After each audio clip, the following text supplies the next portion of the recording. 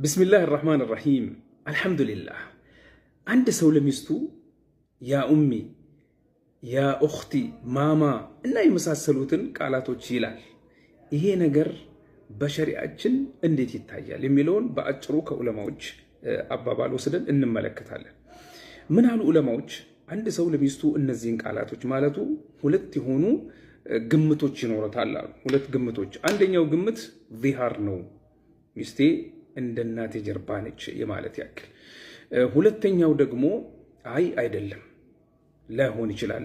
ምክንያቱም አሉ ነቢ ሰለላሁ ዐለይሂ ወሰለም ምን አሉ? ኢነመል አዕማሉ ቢንያት ወኢነማ ሊኩሊ ምርኢን ማ ነዋ። እያንዳንዱ ስራዎች የሚታዩት በንያቸው ነው።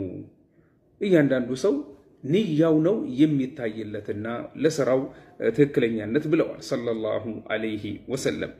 ለዚህም ነው እነዚህን ቃላቶች ለክብር፣ ፍቅርን ለማሳየት፣ ውዴታን ለማሳየት ብዙ ወንዶች ይጠቀሙበታል።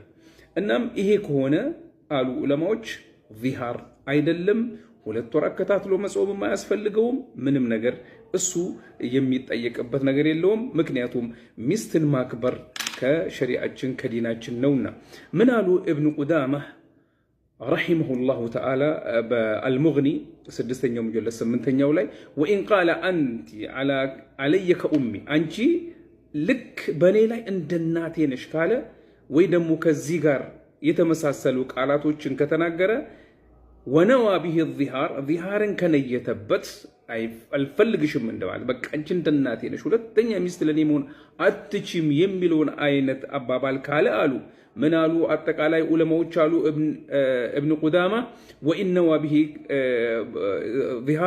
ዚሃር ነው የሚቆጠረው አሉ። ነገር ግን ምን አሉ ዑለማዎች በዚህ ዙሪያ ንያው ነው የሚታይለት። ነገር ግን ይሄንን አባባል ሲናገር ውዴታን ለማሳየት ፍቅርን ለማሳየትና እሷን ላለው አክብሮት ለማሳየት ከሆነ አሉ ኢብኑ ቁዳማ ዚሃር አይደለም፣ ይሄ ፍቅርና ውዴታን የማሳያ መንገድ ነው አሉ። ምን አሉ የሳውዲ የዑለማዎች መደበኛ የፈትዋ ኮሚቴ ይሄን መሰል ጥያቄ ተጠየቁና ሲመልሱ ምን አሉ?